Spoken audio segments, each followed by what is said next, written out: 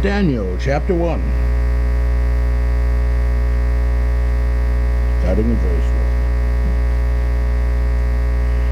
In the third year of the reign of Jehoiakim, king of Judah, came Nebuchadnezzar, king of Babylon, unto Jerusalem, and besieged it. And Yahweh gave Jehoiakim, king of Judah, into his hand, with part of the vessels of the house of Yahweh, which he carried into the land of Shinar to the house of his Elohim. And he brought the vessels into the treasure house of his Elohim. And the king spoke unto Ashpenaz, the master of his eunuchs, that he should bring certain of the children of Israel, and of the king's seed, and of the princes, children in whom was no blemish, but well favored, and skillful in all wisdom, and cunning in knowledge, and understanding science, and such as had an ability in them to stand in the king's palace, and whom they might teach the learning and the tongue of the Chaldeans. And the king appointed them a daily provision of the king's meat, and of the wine which he drank, so nourishing them 3 years, that at the end thereof they might stand before the king. Now among these were the children of Judah, Daniel, Hananiah, Mishael, Azariah, unto whom the prince of the eunuchs gave names, for he gave unto Daniel the name of Belteshazzar, to Hananiah, Shadrach, and to Mishael, Meshach, and to Azariah, Abednego. But Daniel proposed in his heart that he would not defile himself with the portion of the king's meat, nor with the wine which he drank. Therefore he requested of the prince of the eunuchs that he might not defile himself. Now Yahweh had brought Daniel into favor and tender love with the prince of the eunuchs. And the prince of the eunuchs said unto Daniel, I fear my lord the king, who has appointed your meat and your drink. For why should he see your faces worse liking than the children which are of your sort? Then shall you make me endanger my head to the king. Then said Daniel to Melzar, whom the prince of the eunuchs had set over Daniel, Hananiah, Mishael, and Azariah, prove thy servants, I beseech thee, 10 days, and let them give us pulse to eat and water to drink. Then let our countenance be looked upon before thee, and the countenance of the children that eat of the portion of the king's meat, and as thou seest, deal with thy servant. So he consented to them in this manner, and proved them 10 days. And at the end of 10 days their countenance appeared fairer and fatter in flesh than all the children which did eat the portion of the king's meat. Thus Melzar took away the portion of their meat, and the wine that they should drink, and gave them pulse. And as for these 4 children, Yahweh gave them knowledge and skill and all the learning and wisdom, and Daniel had understanding in all visions and dreams. Now at the end of the days that the king had said he should bring them in, then the prince of the eunuchs brought them in before Nebuchadnezzar. The king communed with them, and among them all was found none like Daniel, Hananiah, Mishael, and Azariah. Therefore they stood before the king.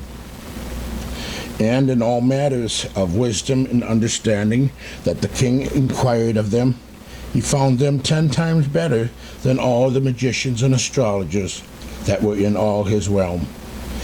And Daniel continued even unto the first year of King Cyrus. I want to be looking at the topic of integrity, and as found in the book of Daniel.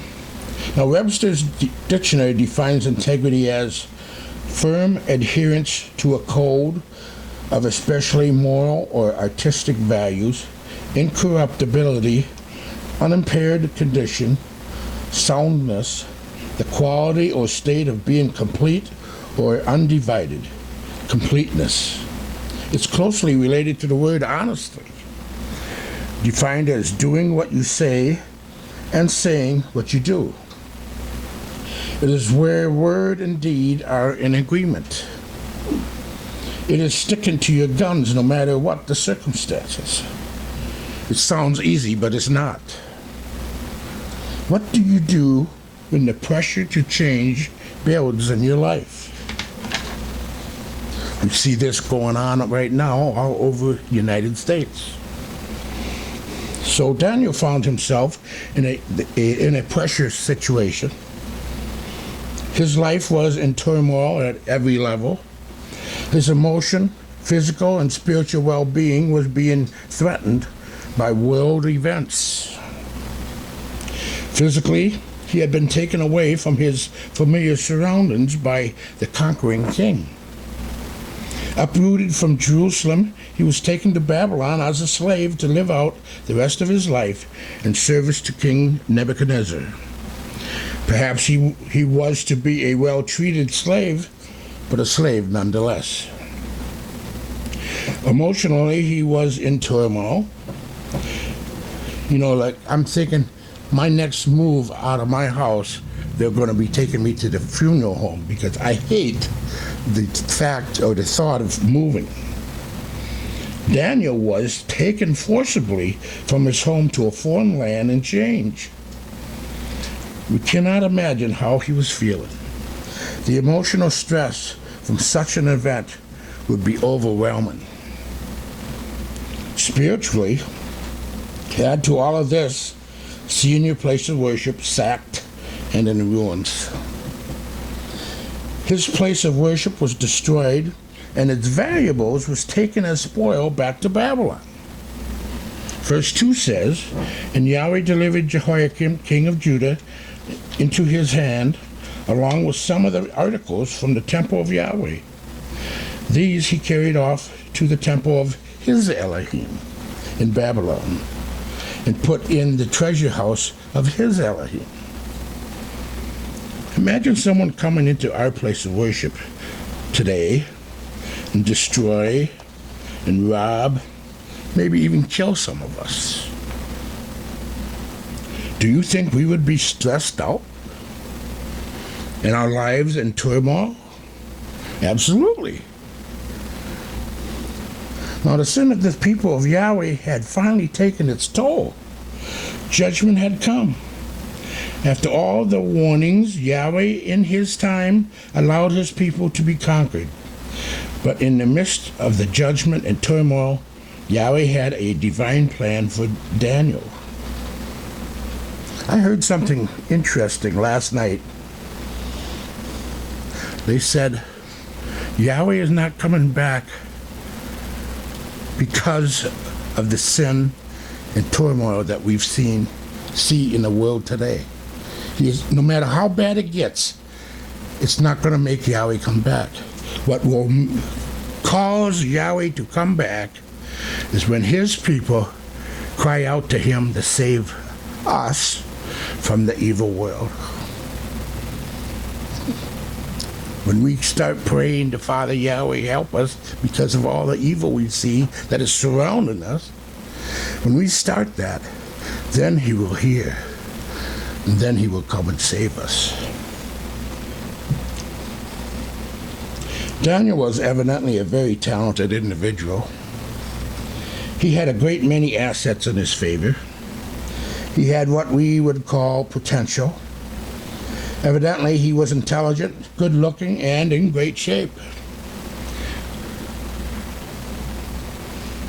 The court officials was asked to fill order for the king.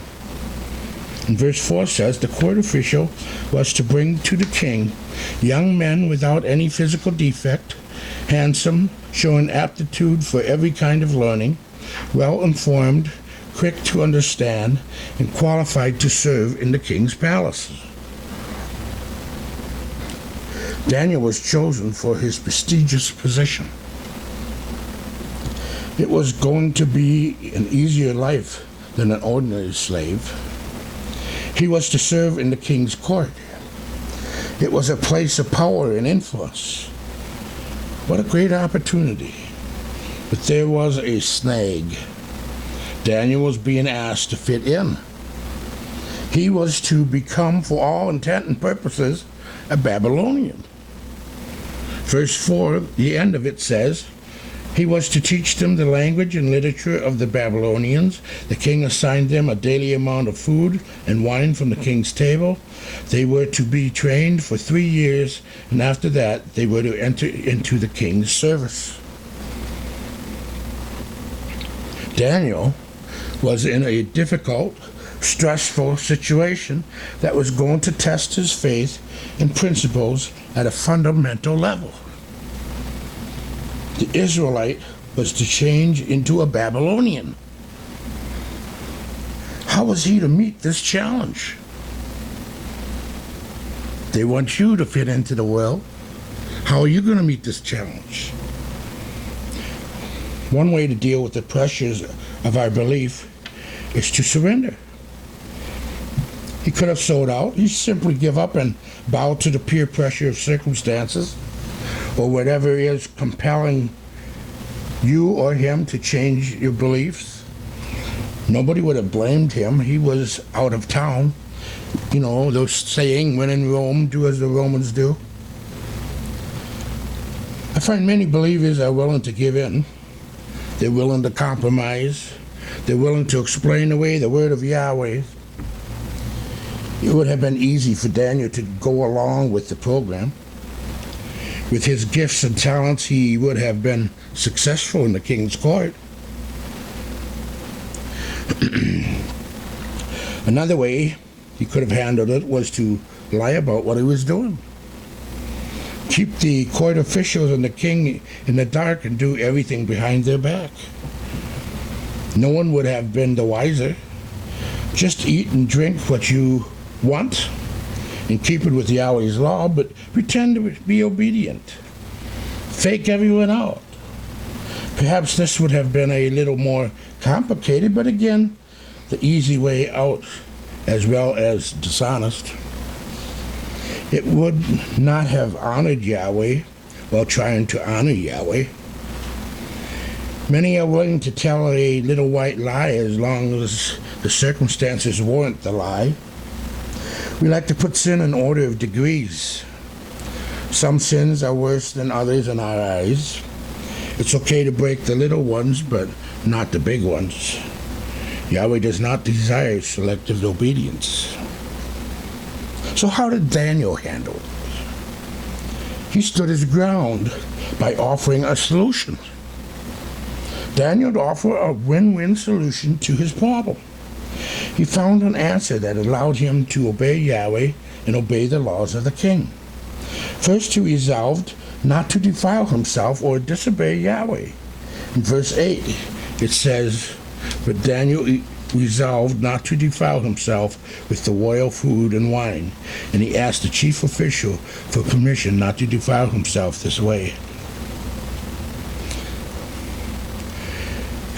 Everybody's familiar with the West Point, and they have a prayer that they say every Sunday in their chapel. Make us to choose the harder right instead of the easier wrong. Never to be content with half-truth when whole truth can be won. Endow us with courage that is born of loyalty to all that is noble and worthy, that scorns to compromise with vice and injustice, and knows no fear when right and truth are in jeopardy. Daniel had precepts in place before the situation arose. And Carter defines a precept as a rule, instruction, or principle that guides somebody's actions, especially one that guides moral behavior. Daniel's belief system allowed him to respond to the menu with confidence, not because he knew it all, but because Yahweh did. The second thing Daniel did was offer a solution that was a win-win. Test what I say. See if I'm right. Verse 12 and 13. Please test your servants for 10 days. Give us nothing but vegetables to eat and water to drink. Then compare our appearance with that of the young men who eat with the royal food and treat your servants in accordance with what you see.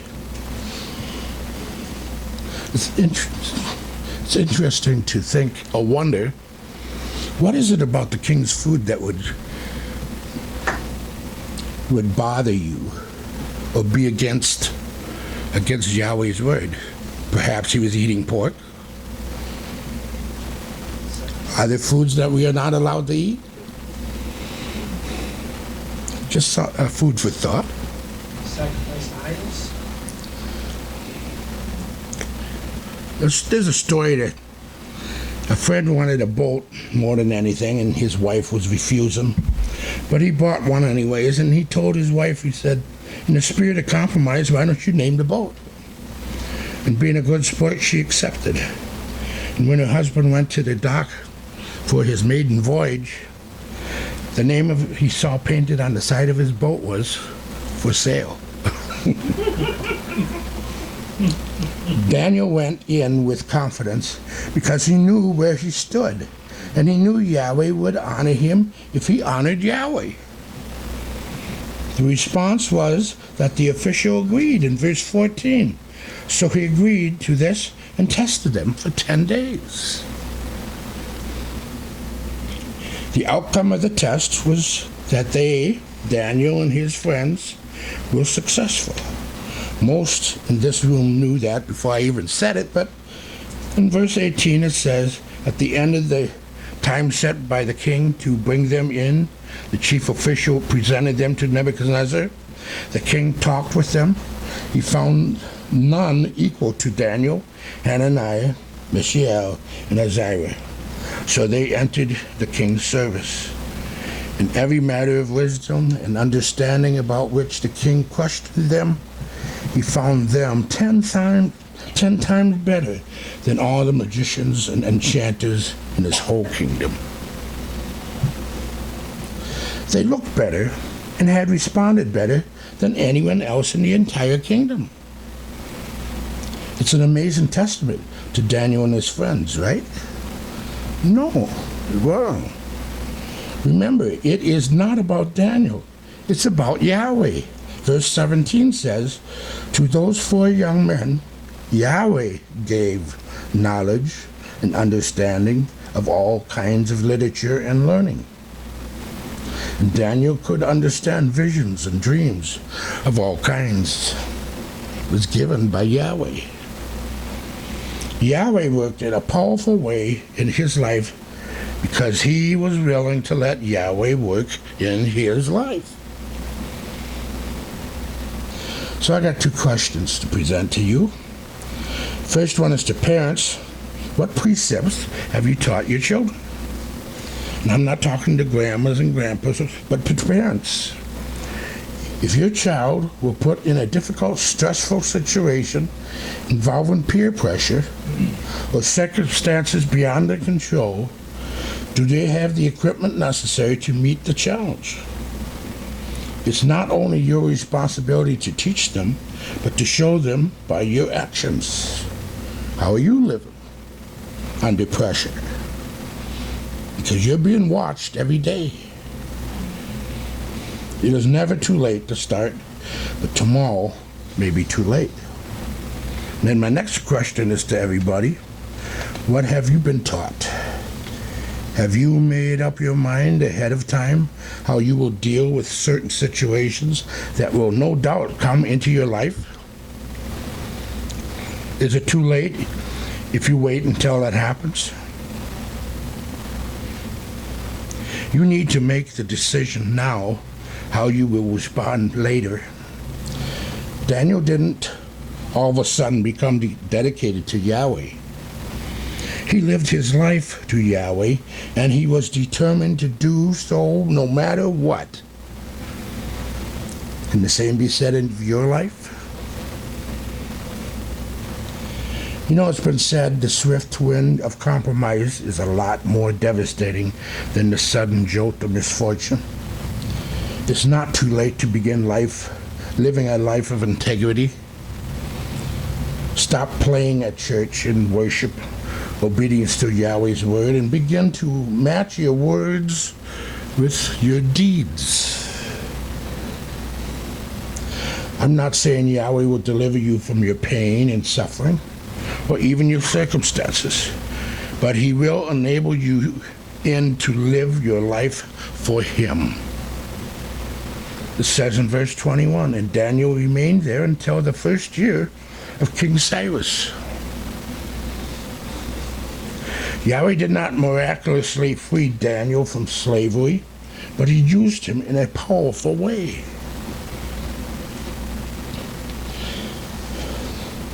A man by the name of William Barclay in the Apostles' Creed for Every Man, he uses Jesus, but he says, Yeshua did not say, discuss me. He said, follow me. We do not make terms with the Messiah. We surrender to the Messiah. We do not compromise with Messiah. We submit to the Messiah. Our belief does not mean being interested in Yeshua, Messiah.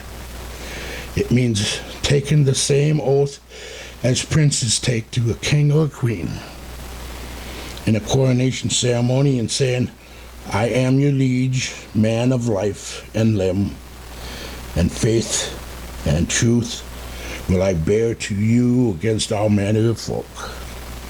So help me, Yahweh. Are you ready to begin today? Yahweh bless.